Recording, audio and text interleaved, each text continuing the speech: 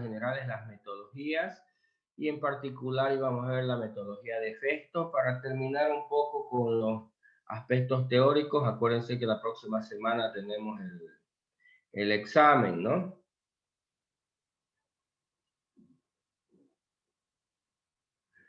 Ya otra cosa, ¿cómo les ha ido con el asunto de Hadoop? También ya tenemos que hacer la presentación. La siguiente semana tenemos lo de Hadoop.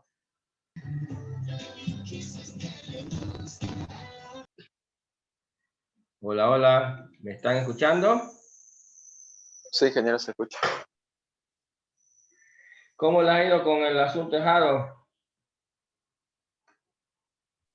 Mi grupo, disculpe, ingeniero, tuvo un problema, digamos, hacia el momento de leer datos, digamos, cuando hace el método de mapeo, porque al parecer, digamos, Hadoop no sé cómo funciona, porque cuando le mandamos, digamos así, los arrays, digamos así, ¿cómo se llama? Con los diccionarios, digamos así, que lee la base de datos, Hadoop parece como que si los tomara, digamos, objetos vacíos. No sé si es algún problema que tenemos nosotros o es que trabaja así Hadoop. No tiene por qué, no entiendo por qué, porque lo que hace Hadoop es correr el programa. ¿Y qué va a hacer tu programa? Básicamente corre el programa y le pasa como parámetro a ese programa el archivo que va a procesar, si te das cuenta. ¿Me entiendes? Entonces, lo que hace es correr el programa y pasarle el archivo que va a procesar. Luego, todo lo que hace dentro del programa solo tiene que ver con el programa, nada que ver con Hadoop. ¿Me entiendes? Entonces, ¿qué tiene que hacer tu programa? Abrir ese archivo y comenzar a leer su contenido e ir clasificando su contenido. ¿Me entiendes? Pero incluso hicimos una consulta en el mapeo. Fuera del mapeo funciona, pero si lo hacemos cuando está mapeando, ya no funciona el mapeo, nos da error. Habría que ver qué están haciendo, porque lo que tienen que hacer es básicamente cada vez que leen un mapearlo, tipo key-value, ¿no?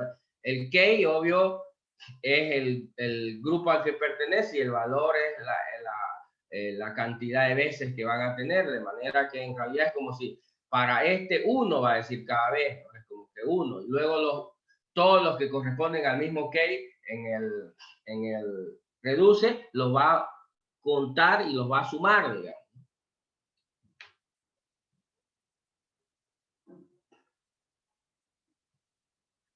¿Se entiende? Sí, ingeniero. A los demás que han hecho, de cualquier manera, el lunes vamos a revisar un poco qué han hecho, cómo están haciendo, digamos, ¿no? Ya, pero a ver, ¿alguien más por ahí puede comentar algo? ¿O tienen alguna duda? Porque ya se viene eso también, ¿no? Antes de comenzar a ver este último tema. ¿Algo? Nada.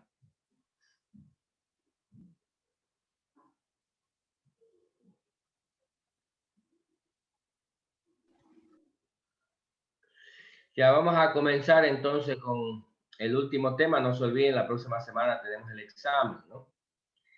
Ya, comencemos a ver. Alexander Paniagua. Buenas tardes, ingeniero. A ver, cuéntenos, Alexander, cómo es las metodologías y luego un poco háblenos de la metodología de Festo. Bueno, hablando de las metodologías, la de AIMO, la de Kimball, son las metodologías, ¿cómo les puedo decir? Para proyectos grandes en realidad, están dirigidas a eso, porque están hechas por varios pasos, bastantes pasos a seguir. Como dice usted, la metodología de Festo ahorita la que está más para proyectos más ágiles, como se puede decir. Se requiere proyectos ágiles, entonces está la metodología de Festo la que más se ocupa para eso. Hablando un poco de la metodología en sí de Festo, se parece mucho a todas las metodologías que usamos para hacer cualquier software. Esas metodologías ya sean de Qt o Scrum, porque los pasos a seguir son parecidos, tienen análisis de requerimientos, análisis OLTP, que prácticamente son parecidos, digamos, ¿no? En el primero identifica las preguntas de todos los, en el análisis de requerimiento, identifica... Ya ver algo ahí que no es obvio. Para hacer cualquier software, sin importar las metodologías que has mirado, para hacer cualquier software, porque obvio hacer un data warehouse es hacer un software, digamos, ¿no? Es implementar un software, pero en general, ¿qué es lo que vas a notar? ¿En qué se parecen todas las metodologías? Y en eso sí tienes razón un poco, digamos, es en que en todas se hace análisis, diseño e implementación, obvio, pero de diferentes maneras y con diferentes modelos y esto. Obvio, luego, después de eso, no se parecen nada a las metodologías de desarrollo de software, de sistemas de gestión o sistemas transaccionales, porque obvio, los sistemas transaccionales no se hace ese tipo de análisis. Lo único que se parece es que el nombre se llama análisis de requerimientos, pero los requerimientos para un sistema transaccional son totalmente diferentes a los requerimientos que se tienen en sistemas de soporte, ¿no? Excepto por el nombre, digamos, ¿no? Obvio, siempre hay análisis, diseño e implementación en cualquier desarrollo y cualquier metodología, ¿no? ¿Ya? Pero después de eso, en general, son enfoques diferentes, ¿no? En el análisis de requerimiento, en un sistema de transaccional, digamos, ¿no? A ver, no sé si han hecho alguna vez un análisis sin importar todavía la metodología, sin hablar específicamente, pero si no importa cuál leas, siempre tratan de lo mismo, ¿no? No sé si entienden cuál es la idea cuando yo analizo un sistema de información, un sistema de gestión. ¿Qué es lo que busco cuando hago el análisis? Todos los problemas que tiene que solucionar el software o los que se quiere solucionar.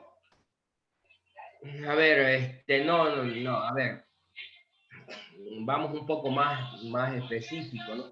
En un sistema transaccional, digamos, ¿no? Un sistema de gestión, como está orientado a las transacciones, básicamente lo que trato de entender en los distintos casos de uso es qué es lo que hace mi sistema y luego trato de modelar cómo se hace. Y cuando determino los requerimientos, digamos, no en un sistema transaccional, estoy tratando de determinar qué debería hacer el software, ¿no? ¿Qué debería hacer el software? ¿Qué acciones, tareas debería hacer el software para cumplir con las necesidades que yo tengo? Se trata de determinar eso. Entonces, cuando vas a un cliente, vos a un sistema transaccional, el cliente te dice, mira, imagínate que estás haciendo un sistema, a ver, ¿para qué? Para algo que quizás conoces. Vas con un cliente, digamos, vas a hacer un sistema para un colegio, un sistema académico para un colegio, digamos, algo que es bastante trivial y simple. Entonces, ¿qué crees que te va a decir la gente en el colegio, el director, el dueño del colegio? ¿Qué es lo que quiere del sistema? ¿Qué crees que te va a decir?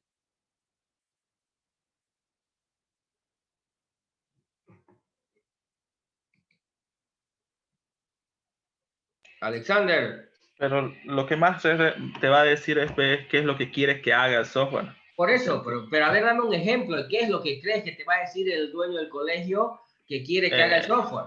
Que, no sé, que registre a sus estudiantes. Ya, me va a decir, el dueño va a decir, yo lo que quiero es guardar toda la información de los estudiantes, sus notas, ¿me entiendes? Cuándo sacaron quiero que me saque su boletín todos los meses, quiero que me saque esto, ¿se entiende, no? Se comprende el sentido en el cual el cliente expresa los requerimientos de un sistema transaccional, ¿o no? Sí, sí. Pero cuando vas a este otro lado, ¿qué crees que es lo que, cuando vas para hacer un data warehouse, digamos, ¿no? ¿Qué crees que no dice, quiero que me guarde información, quiero que me calcule esto, no, ¿me entiendes? Es totalmente diferente. Lo que aquí se trata de analizar no es en ese sentido, así se hace un sistema transaccional, pero ¿cómo crees que es en el sentido de los sistemas en los data warehouse? ¿Qué es lo que crees que te va a decir el cliente que quiere? En ese sentido sería lo que quiere procesar, o sea, qué sentido quiere darle a todo el procesamiento de sus datos, para qué lo quiere ocupar. No. A ver, eso es lo que tienen que entender y ahí es donde ustedes leen pero no lo entienden, ¿no? Ese es el asunto. Por eso no tiene nada que ver. En el otro caso, más o menos, ahorita, y supongo que la idea de la mayoría de lo que tiene Alexander con respecto a los sistemas transaccionales. Cuando vos a un cliente me va a decir, quiero que me registres a los alumnos, quiero que me quiero que me calcules, quiero que me Esa es la tónica en la cual el cliente se expresa sus necesidades, sus requerimientos. Desde el punto de vista funcional, me dice qué funciones quiero que haga el sistema. ¿Qué es lo que ocurre en todo casi normalmente? Ya en todos los sistemas transaccionales. Pero a ver, en el sentido de los sistemas de soporte, en este caso en un data warehouse, ¿qué es lo que espera el cliente? ¿Qué es lo que requiere el cliente? Obvio, son necesidades de análisis de información. Entonces, normalmente las metodologías tratan de determinar en la primera etapa de análisis, eso, análisis de requerimiento, son los objetivos de análisis. ¿Qué significa eso? Es fácil decirlo. El problema es entenderlo. Entonces, tratas de determinar los objetivos de análisis, pero hay que entender qué significa un objetivo de análisis, cómo lo ve el cliente, cómo lo percibes tú y cómo debías modelar esa cosa. A ver, ¿alguien tiene una idea de eso? Yo ahorita le voy a explicar porque quiero ver qué idea tienen con respecto a ese tema, de lo que esperas cuando te entrevistas con una tratando de modelar, por supuesto, un data warehouse, ¿no? A ver, ¿quién tiene a ver, aparte de Alexander. A ver, ¿quién? Señores.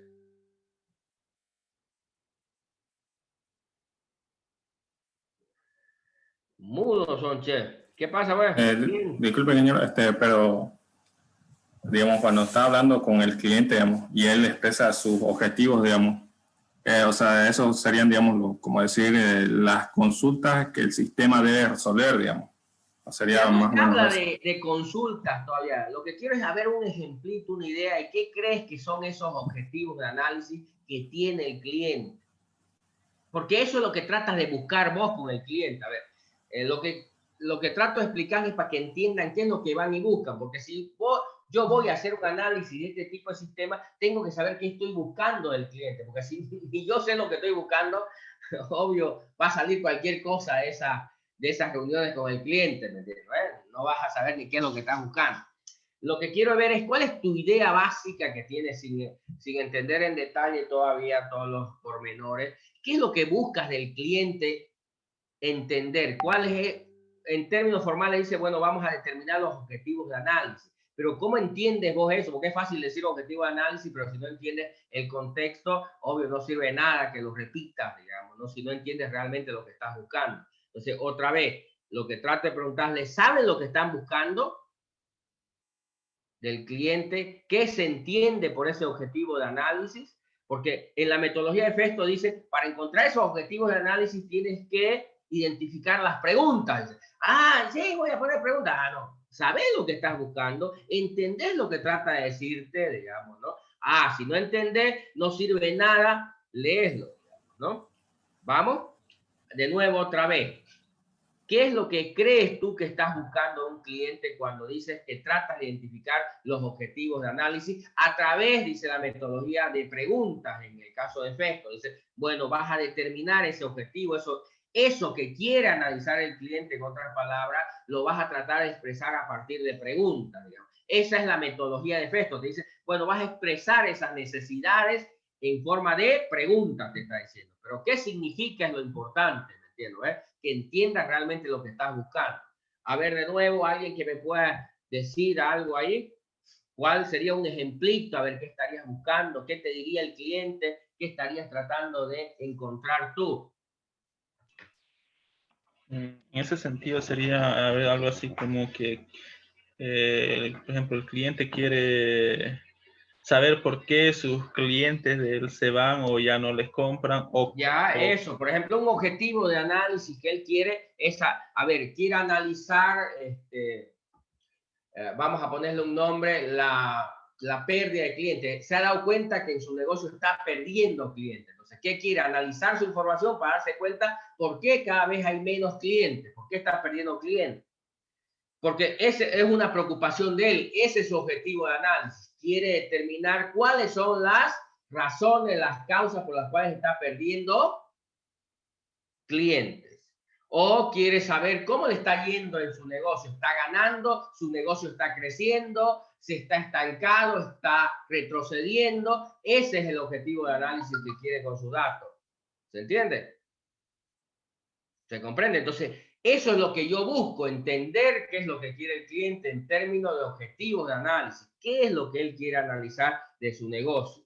O quiere ver sus pérdidas, por qué está perdiendo, cuáles son las razones que está perdiendo en este producto, en esta agencia, o en general, dónde está perdiendo dinero, digamos, en los distintos elementos o negocios que él está desarrollando, en cuál está perdiendo, en cuál está ganando, digamos, ¿no? ¿Se entiende? Entonces, cuando yo voy con un cliente a ver cuáles son sus requerimientos, eso es lo que estoy buscando. ¿Cuáles son sus requerimientos de análisis? ¿Qué es lo que quiere analizar el cliente? ¿Estamos de acuerdo? Es la primera pregunta que trato de resolver. En cambio, cuando voy a un sistema transaccional, son otras las cosas que trato de buscar en el análisis de requerimientos. ¿Estamos de acuerdo? Aquí es otra cosa. Entonces, se llaman lo mismo, pero el enfoque es diferente. ¿Se entiende la idea o no?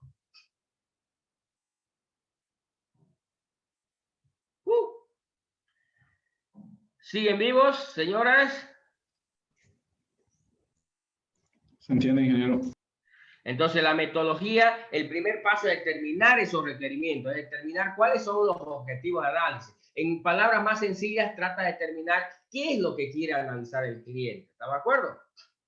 Y ya pusimos algunos ejemplos. Por ejemplo, en la universidad podrías ver, al querer analizar el aprovechamiento académico que tienen los alumnos, podrías querer analizar el nivel de deserción que hay en las carreras, digamos, ¿no? Podrías querer analizar la demanda que tienen las carreras, ¿se entiende?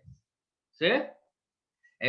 Obvio, en un negocio tradicional de compra-venta, quieres ver cómo andan tus ventas, ¿me entiendes? Cómo anda tu nivel de inventario, si no tienes muchos problemas en el nivel, tienes muchos problemas de quiebres de inventario, digamos. Entonces, eso es lo que analiza la gente que toma decisiones. Entonces, por ejemplo, alguien que está encargado de ventas en una empresa, ¿qué quiere ver? ¿Cómo andan sus ventas? Si obvio él analiza y ve que sus ventas todos los meses suben, está feliz, pues, ¿no? Cada vez vendo más. Pero si ve que sus ventas comenzaron a mantenerse, no suben en la medida que debían crecer, entonces comienza a preocuparse y entonces comienza a querer analizar cuáles son las razones por las cuales sus ventas han estancado o están cayendo, ¿no? ¿Para qué quiere hacer eso? ¿Para qué creen que quiere hacer eso? Señores. Una vez obteniendo eso, hacer dar soluciones como claro, para tomar decisiones, ¿no? Y obvio, a ver, están cayendo mis ventas. Ah, mira, aquí este producto no se está vendiendo. Entonces dice, ah, bueno, dejemos de traerlo este producto, toma decisiones, ¿no? ¿Me entiendes? No se está vendiendo este producto, dejemos de traerlo, liquidémoslo y busquemos otro producto que lo reemplace porque este está teniendo problemas en el mercado, no se está vendiendo. Y si yo sigo trayendo voy a quedarme tocando, voy a tener problemas para venderlo, mi rotación va a ser pésima, voy a tener capital ahí movilizado, ¿se entiende? ¿No? Eso es lo que hacen todo el tiempo la gente de los negocios, analizando su información para tomar decisiones sobre esa información. Para eso es que quiere la gente, para poder tomar decisiones, pero no decisiones basadas en, no sé, en el humor que amaneció hoy día, o qué me dijo el brujo, que me iba a ir bien o que me iba a ir mal, sino tomamos decisiones basadas en información, ¿se entiende? Sí, ingeniero.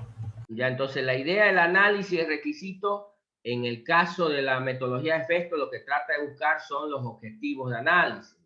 Luego vamos a hablar luego un poquito más a detalle. Sigamos, Alejandro. Alexander, ¿no? Sí, ingeniero. Ya. Bueno, esa es la parte de la parte de preguntas del análisis de requerimiento. También se identifican los indicadores.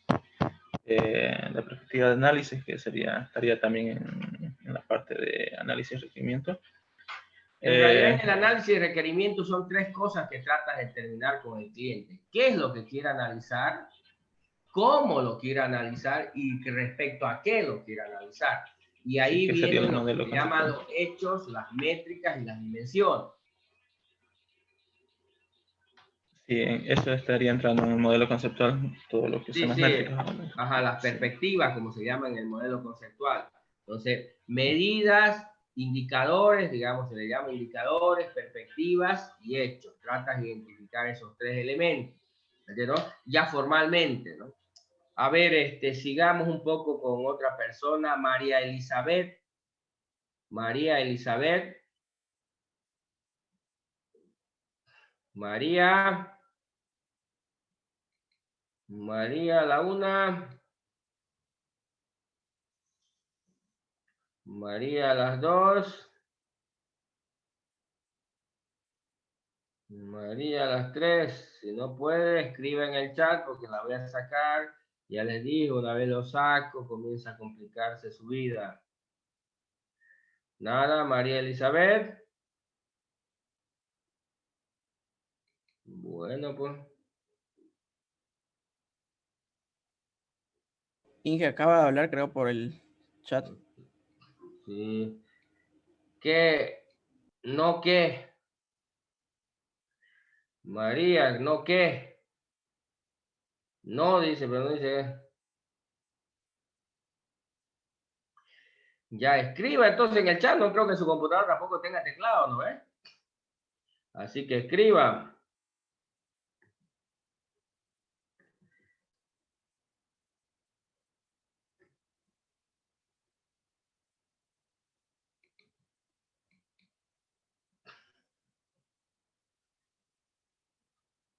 Ya. Mariana Hurtado. Mariana. Aquí estoy. A ver, cuéntenos cómo les fue con las metodologías.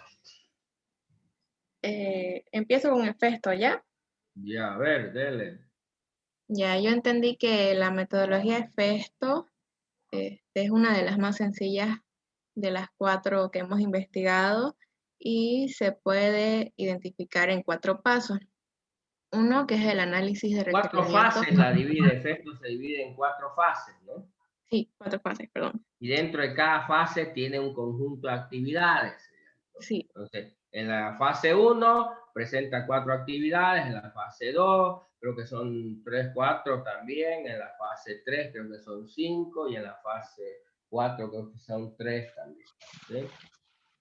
Sí, la primera es la que estaba explicando hace un momento de el análisis de requerimientos, que es identificar las preguntas, identificar los indicadores, las perspectivas y a base de eso un modelo conceptual. Después se hace un análisis de la OLTP. A ver, ahí un rato, ¿qué entiende por eso del análisis OLTP? Así en sus palabras, trate de explicarlo. En este análisis ya se tiene que ver lo que son los indicadores, más o menos empezar a distribuir la información que se ha sacado. Después se establece en grupos correspondientes, se ve ya el modelo conceptual un poco más amplio, más detallado, y es lo que no entendí mucho es el Y a nivel ver, de... ahí lo que no han entendido, yo sé que están repitiendo lo que dice ahí, pero en realidad no han entendido en el fondo lo que significa. A ver, cuando hacemos el análisis de requerimiento, la primera etapa, digamos, ¿no? El análisis de requerimiento, determinamos qué es lo que quiere, qué es lo que va a analizar, qué quiere analizarlo, cómo quiere analizarlo y respecto a qué quiere analizar. Más o menos esa es. Y el resultado final se llama un diagrama conceptual, un esquema gráfico que muestra o representa lo que el cliente quiere analizar, cómo y con respecto a qué lo quiere analizar.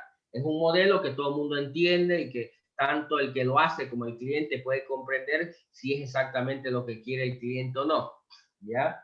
En la segunda etapa, cuando le llaman análisis OLTP, está hablando del análisis de los sistemas transaccionales. Acuérdense que en el Data Warehouse, ¿de qué se alimenta? De los sistemas origen. Y los sistemas origen son los sistemas transaccionales que generan la información. Entonces, lo que hay que hacer es hacer un contraste entre lo que conceptualmente quiere analizar el cliente con lo que físicamente, si quiere, o lógicamente tiene almacenado en sus distintos orígenes de datos para ver si todo lo que el usuario quiere sacar es posible obtenerlo y de dónde hay que obtener esa información. Ah, mira, querías ver tus pérdidas. A ver, ¿de dónde la voy a sacar las pérdidas en tu base de datos? en tu sistema transaccional, ah, mira, las pérdidas están acá, aquí se almacena, tengo que hacer esto, tengo que calcular esto, ¿me entiendes? Entonces, un poco relacionar lo que conceptualmente dijo el cliente que lo quiere con lo que realmente existe en los sistemas fuentes para poder extraer esa información. A eso se refiere la segunda fase de la metodología de Festo. No sé si me dejo entender. Sí, de ahí más o menos entra lo que es la información de los archivos de texto, las hojas de cálculo. De donde se saque la información. La idea es que si, por ejemplo, dice que el indicador que quiere obtener es el, no sé, el nivel de pérdidas, lo que hay que ver es de dónde voy a sacar ese nivel de pérdida, cómo lo voy a calcular el nivel de pérdida, cómo se calcula, dónde se encuentra almacenada la información, digamos, ¿no? ¿Se entiende? El nivel de granularidad, ¿lo podría explicar? Ya el nivel de granularidad se refiere al nivel de detalle con que se quiere ver la información. Les explico. Con una pregunta. Ustedes en la universidad, cuando entran a su historial académico, ¿a qué nivel ven sus notas? Lo vemos las notas por materia. Entonces, ese es el nivel, el mayor nivel de granularidad, el mayor nivel de detalle, lo pueden ver. Pero, por ejemplo, no lo pueden ver cuánto sacaron en el primer parcial, cuánto sacaron en el segundo parcial. No tienen ese nivel de detalle. ¿Se entiende, no es? ¿Por qué? Sí. Porque obvio al sistema se le alimenta ya solo la nota final. Entonces el mayor nivel, por ejemplo, si quisiera hacer un análisis del nivel académico que ustedes tienen, del aprovechamiento académico, máximo el mayor nivel de granularidad que podía hacerlo es a nivel de materia. ¿Me entiendes, no? ¿Se entiende? Porque ese es el mayor nivel detallado que puedo sacar. No puedo saber quiénes se aplazaron en el primer parcial, por ejemplo, cuánto sacaste o cuál es el promedio, cómo te va mejor los primeros o los últimos parciales, cómo te va mejor. No puedo sacar eso porque no tengo ese nivel de detalle. ¿Se entiende la idea? Pero para algunos análisis, por ejemplo, si esto fuera para rector, ¿qué le importa cuánto sacas en cálculo? No, quieres saber cómo te fue en general. Entonces, el mayor nivel de detalle que tomas es tu PPA.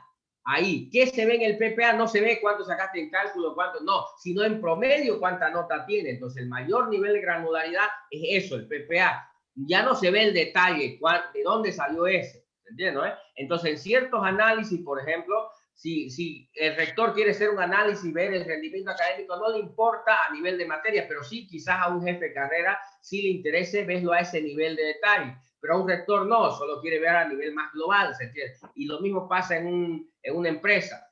El dueño, el gerente general no quiere saber cuánto vendimos en chicle hoy día, sino cuánto vendimos en general en las tiendas, cuánto es el nivel de utilidad de las tiendas, no le interesa ese. Por eso es que se debe establecer el nivel de granularidad. ¿A qué nivel de detalle quiere ver ese indicador? ¿Se entiende la idea o no?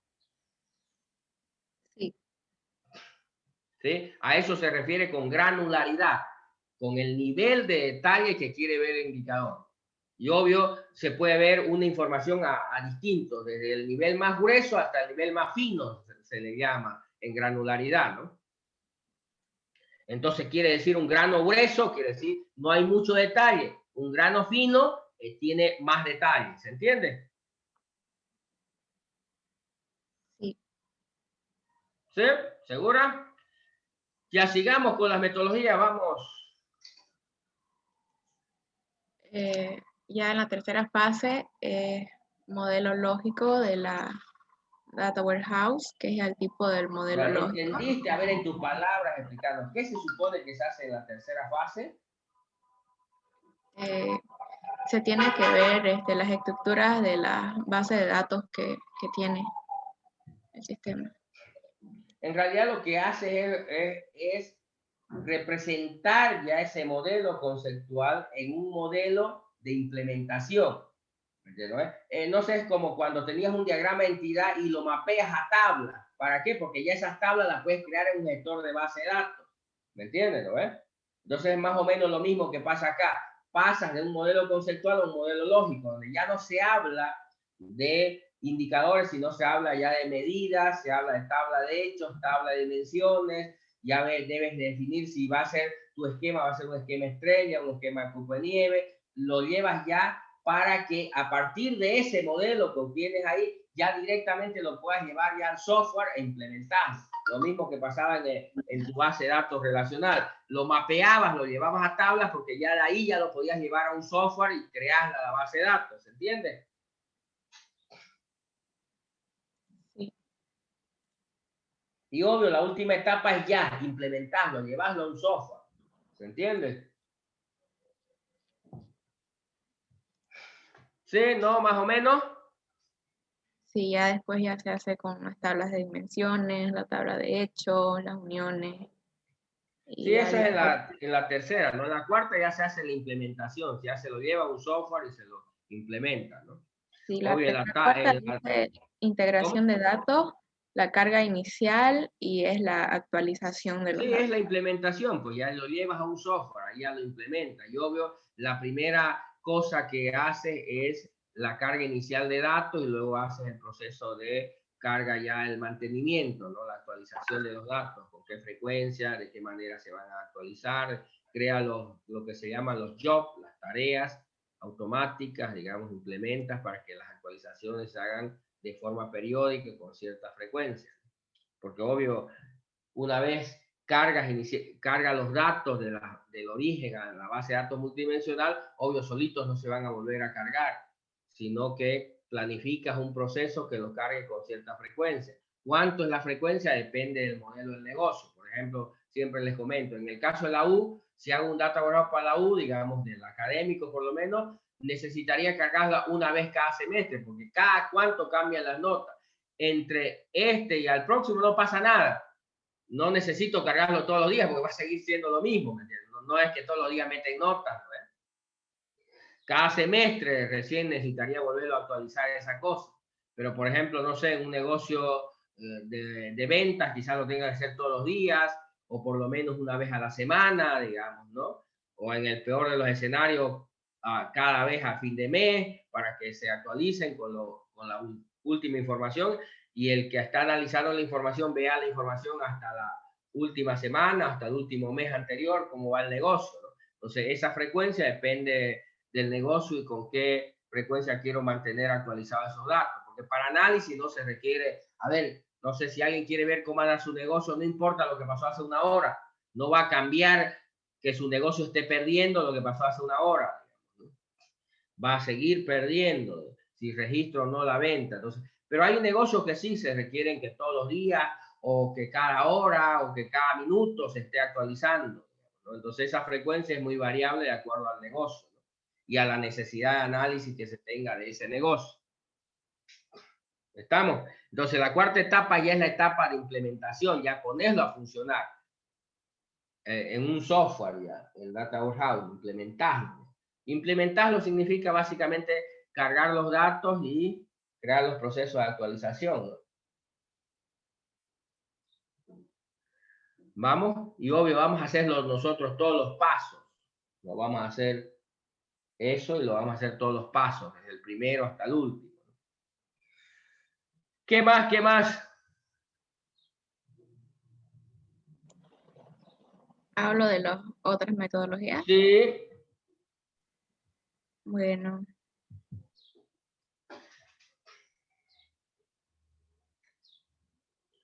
A ver, ¿cómo es la metodología AIMON? A ver, explíquenos un poco, así, por lo menos a grandes rasgos. Mariana.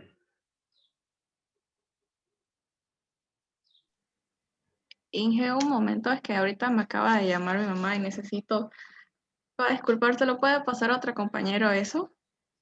Ya, ya. A ver, ya que estaban con, a ver, otra señorita, a ver, ¿dónde hay otra señorita? Andrea Solís.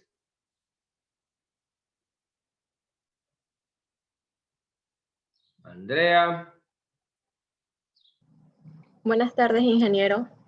Me confundí con la tarea, tenía entendido que solo había que investigar más a fondo la metodología de FESTO, y fue la única que investigué. A ver, entonces, cuéntenos de Festo, porque no le ponga Serapio. La metodología de Festo, yo lo encontré con un ejemplo en el que nos indica qué hace en cada paso, en el caso de una empresa que se dedica a las ventas. Por ejemplo, en el primer paso, que es el análisis de requerimiento, como ya indicó, bueno, lo primero que hace es identificar los requerimientos de los usuarios a través de preguntas que expliciten los objetivos de la organización, y luego se analizan estas preguntas a fin de identificar cuáles serían los indicadores y las perspectivas que serán formadas en cuenta para tomarse en cuenta en la construcción del Data Warehouse.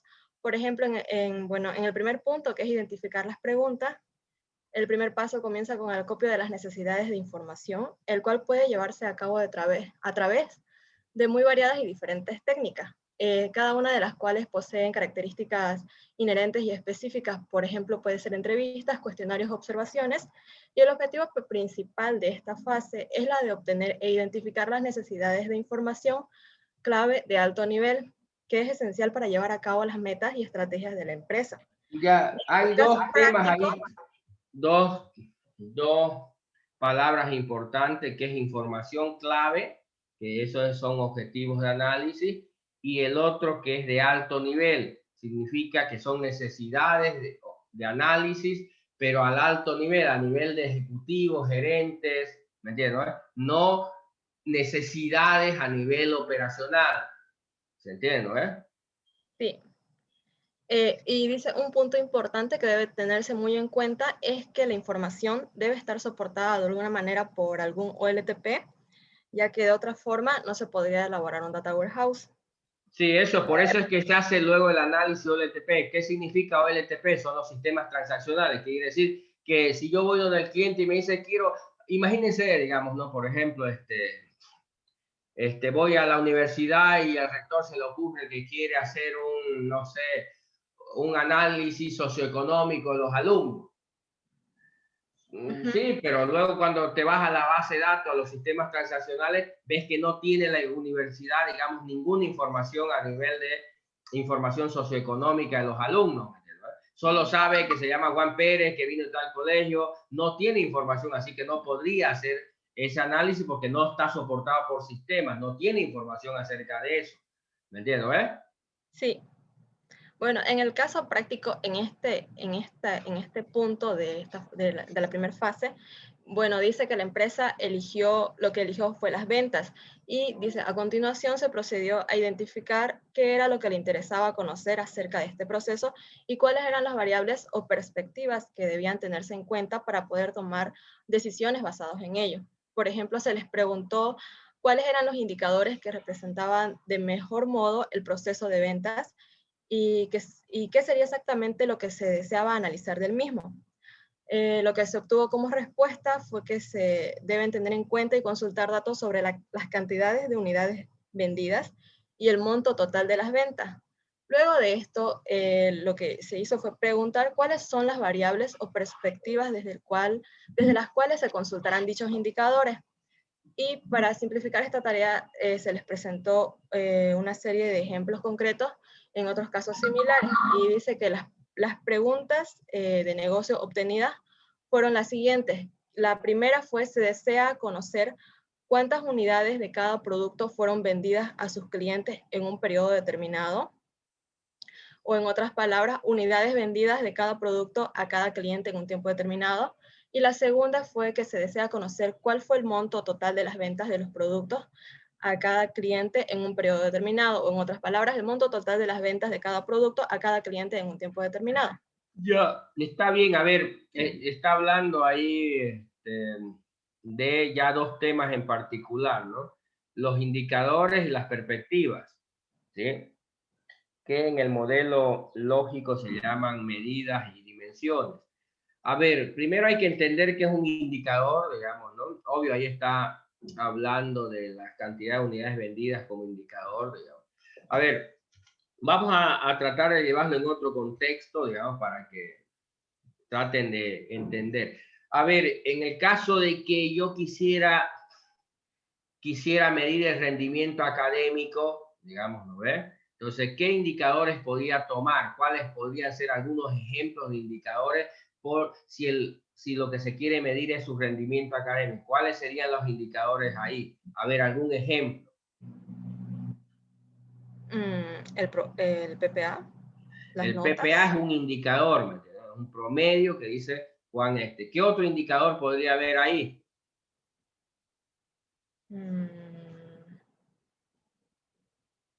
Las notas de las materias.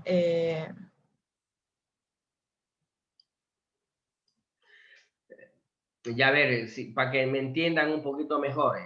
¿Qué es lo que, cómo puedo medir el indicador? Me dice, ¿cómo puedo medir eso que quiero medir en otras palabras, aunque parezca redundante? A ver, si yo lo que quiero ver, digamos, ¿no?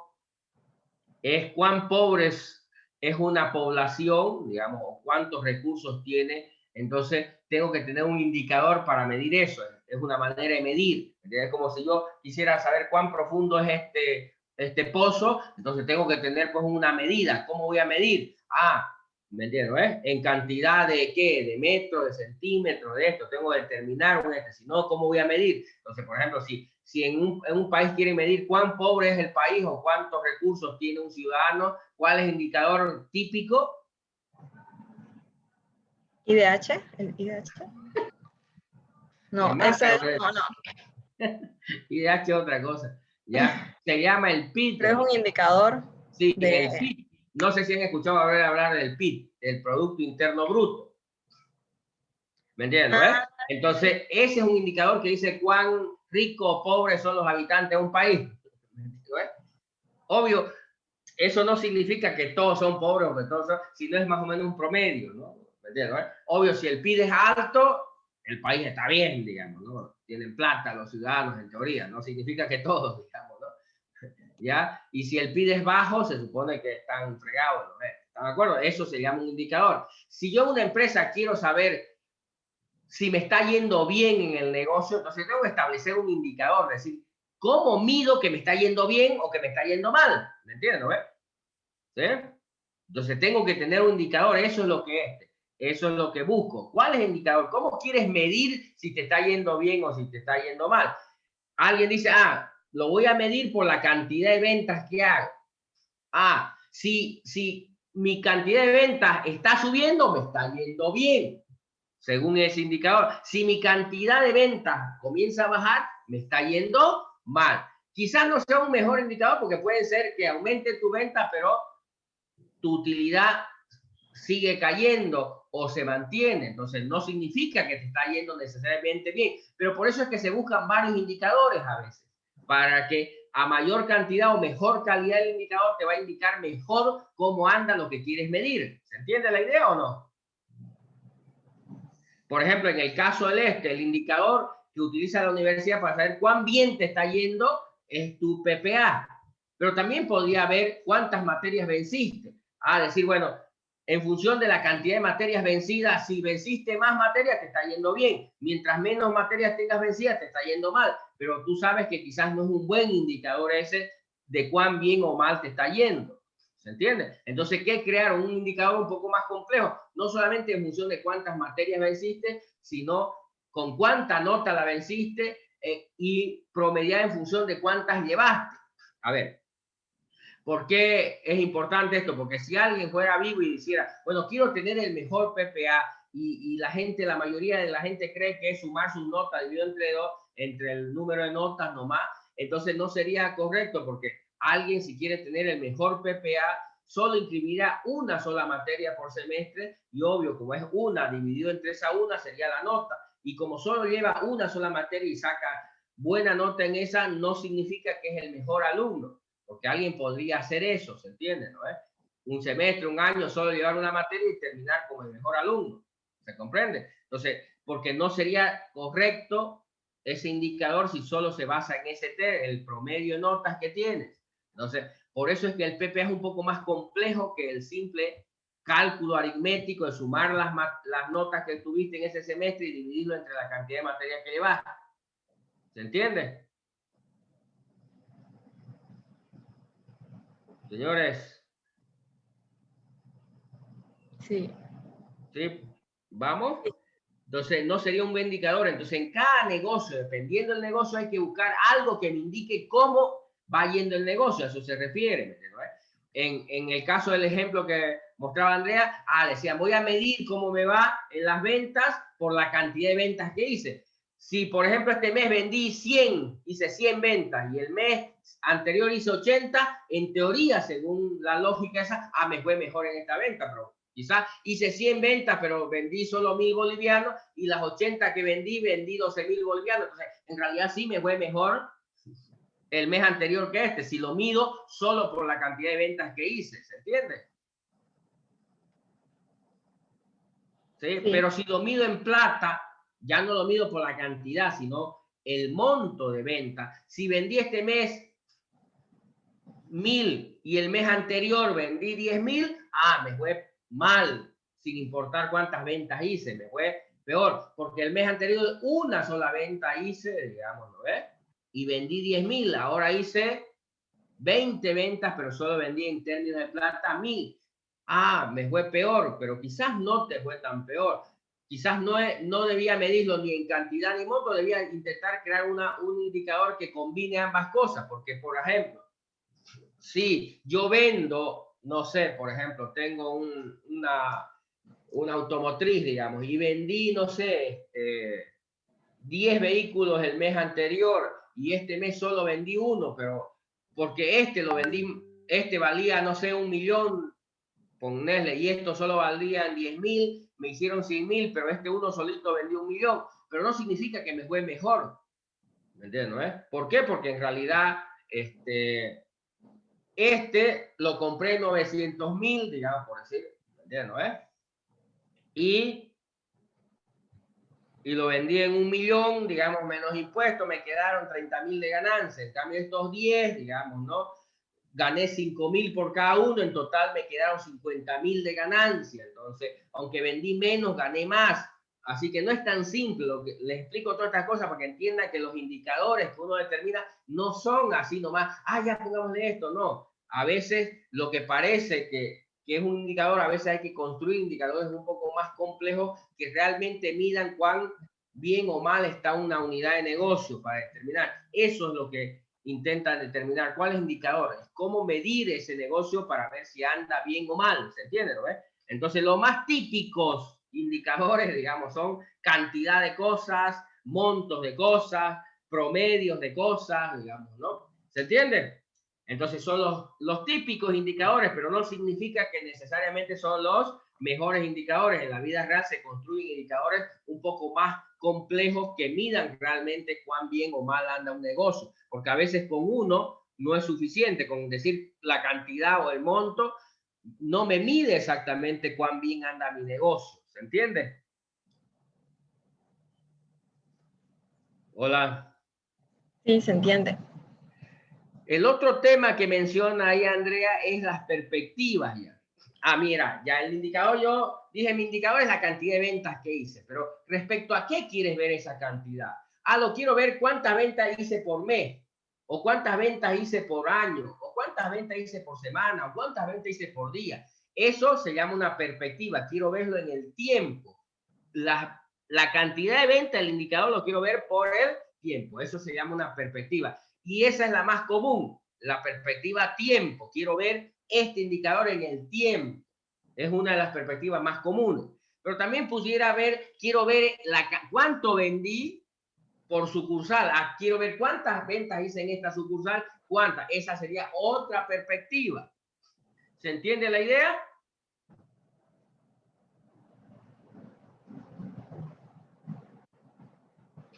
Señores. Sí, ingeniero. Ya en el caso de su PPA, digamos que su indicador es su PPA, ¿en qué perspectiva se los podría ver el PPA? A ver un ejemplo de perspectiva de ese indicador.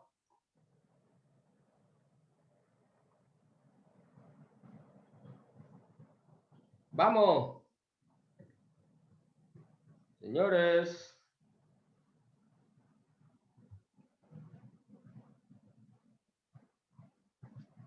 Podría ser desde el rendimiento, desde el lado del rendimiento del estudiante. No, perspectivas. Quiero ver tu PPA con respecto a qué.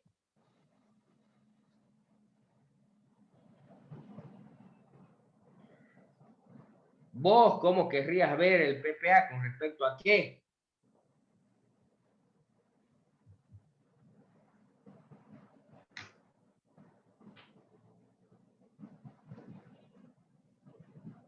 Vamos, vamos, vamos, hablen.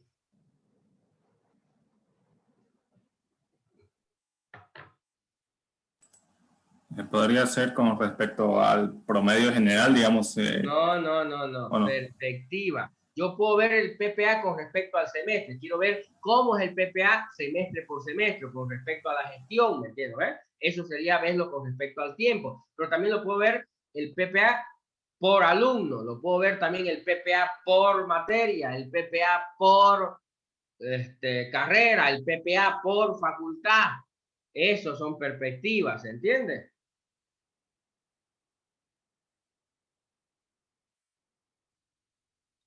Señores.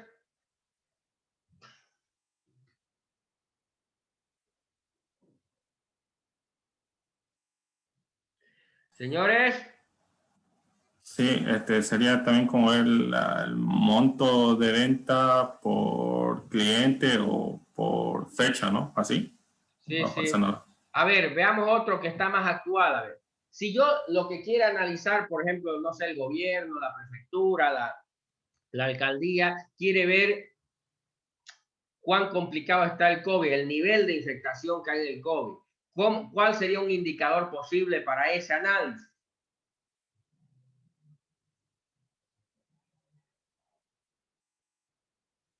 Ya pues, vamos. Todos los días lo ven.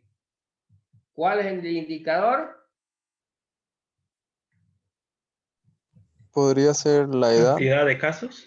Cantidad de casos es un indicador. Entonces, ¿qué es lo que nos muestran todos los días? La cantidad. Como va creciendo, digo, está jodida la cosa, ¿no? Si va bajando, entonces ese es el indicador que me dice cuántos infectados hay, cuántos positivos es el principal indicador ahorita. Mayor cantidad de positivos, estamos más jodidos. A menor cantidad de positivos, estamos mejor. Vamos no de fiesta, digamos. ¿Se entiende o no? Pero no es el mejor indicador, ¿no ves? No es el único indicador, digamos, ¿no? Veamos qué otro indicador de COVID hay. La cantidad de recuperados. Sí, la cantidad de recuperados. Si se infectaron 100 y se recuperaron 100, estamos bien la cosa, ¿no es? ¿Cuál es el otro indicador? La cantidad de muertos. La cantidad de muertos. Cantidad de fallecidos. Si se infectaron 100 y se murieron 100, no, nadie sale ni a la esquina, ¿no ves? Pero si se infectaron 1000 y se murió uno, vamos, no voy a ser el uno yo, digamos, ¿no ves? Y nos salimos nomás. ¿Se entiende? Entonces son indicadores que dicen cuán bien o mal está. Pero no son los mejores indicadores, ¿no es?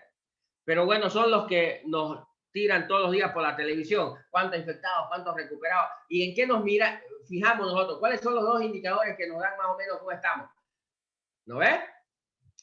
Los infectados contra los muertos son los que dos miramos, los demás ni los miramos. Aquí está así. Nos preocupa si hay muchos muertos y si hay muchos infectados. Puede ser que hayan pocos infectados, pero si hay muchos muertos, igual nos preocupamos, ¿no ves? ¿Se entiende o no? Sí. Pero luego han construido indicadores más complejos que dicen, a ver, si de 100.000 se murieron 10, ¿me entiendes? A ver, en teoría nosotros estamos peor. ¿Quién es el que está peor? Estados Unidos, en teoría, ¿me entiendes? Estados Unidos es el que tiene más. Pero en términos promedio, digamos, de cuántos se infectaron y cuántos murieron, con comparación con nosotros estamos un índice mayor que Estados Unidos, digamos, ¿no? ¿Se entiende? Porque ellos llevan cerca de, ahorita creo que la última vez que miré, 8 millones o más de 8 millones infectados y algo de 300.000 muertos, digamos, ¿no? Nosotros llevamos algo de, no sé, creo que íbamos por 150.000 y casi 10.000 muertos. Si saca tenemos más alto que ellos, digamos, ¿no? ¿Se entiende? Entonces, ya están trabajando en indicadores más, porque uno, la cantidad no me dice cuán mal estoy, ¿no? O cuántos muertos hay, depende cuántos entonces ya están combinando, creando indicadores más relativos para ver cuán mal o cuán bien me fue en la pandemia, ¿no? Entonces no está necesariamente en la cantidad, lo cuán bien me fue o cuán mal me fue, porque tiene que ver con otras cosas más. Entonces ya están creando indicadores y vas a ver en algunos que en los indicadores esos más elaborados ya no estamos tan bien, digamos. De hecho, la última vez que vi esos indicadores estamos de tercero entre los peores que les fue en la pandemia, digamos, ¿no? Y no por la cantidad, digamos, ¿no? Sino por el porcentaje de muertos con respecto a infectaciones, ¿no? ¿Se entiende? Y entonces ya están creando indicadores, pero ¿se entiende el concepto de indicador? Señores. Sí, ingeniero. Ahora, sobre esos indicadores, ¿cuáles serían las perspectivas posibles, o por lo menos que nos están vendiendo en el caso del COVID? ¿Cuáles son algunas de las perspectivas? Por lugares, por países, departamentos. Sí, por tiempo, ¿no es? Este mes, este día, ¿no es? Una. Otra nos lo hacen por departamento, en Bolivia por departamento, a nivel mundial por países, ¿no ves? ¿Estamos? ¿Qué más?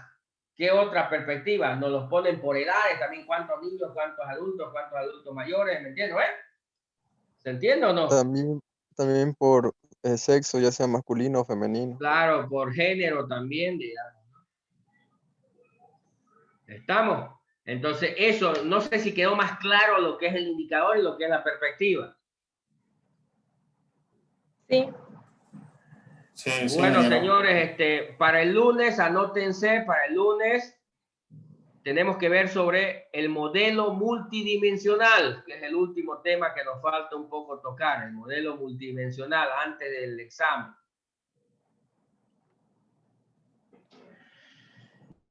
El modelo multidimensional o dimensional, lo pueden buscar con esos dos nombres, multidimensional o dimensional. ¿Se entiende? Hola, hola. Sí, ingeniero. Listo, señores, ya se ha ido el tiempo, entonces nos vemos el día lunes, ¿ya? Que estén bien. No se olviden, estar estudiando para que no sea un masacre el examen.